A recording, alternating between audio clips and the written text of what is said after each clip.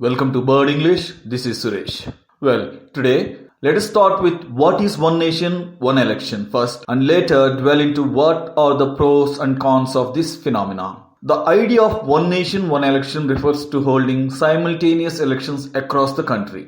This means that elections for the Lok Sabha and all state assemblies across India will be held simultaneously. The central government might introduce the One Nation, One Election bill during the special session of Parliament, which was called by Union Minister of Parliamentary Affairs Prahlad Joshi. Currently, elections to the state assemblies and the Lok Sabha are held separately after the 5-year term of the government ends or if it is dissolved due to unforeseen reasons. Let's see the advantages of this process. One of the major reasons to hold simultaneous elections would be to cut down on the costs involved in separate elections. As per reports, a whopping 60,000 crores was spent on the 2019 Lok Sabha elections. The amount includes what was spent by the political parties fighting the polls and the spending by the Election Commission of India (ECI) to hold the elections. Further, supporters of simultaneous polls argue that it will increase efficiency in the administrative setup throughout the country since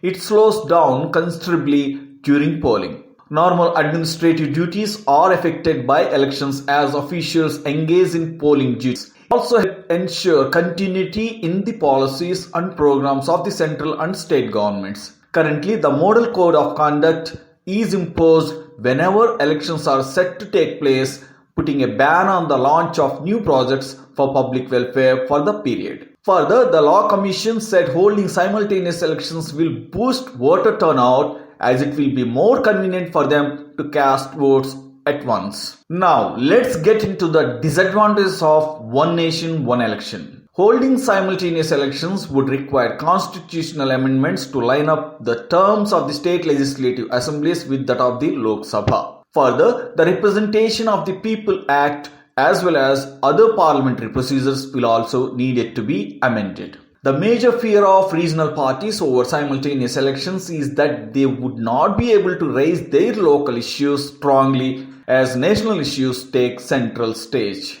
They would also be unable to compete with national parties in terms of election expenditure and election strategy. Further, a study found that there is a 77% chance that voters will choose the same winning political party or alliance in the state assembly and the Lok Sabha if elections are held simultaneously. However, if elections are held 6 months apart, only 61% of the voters would choose the same party. There are also fears of challenges posed by simultaneous elections to the country's federalism.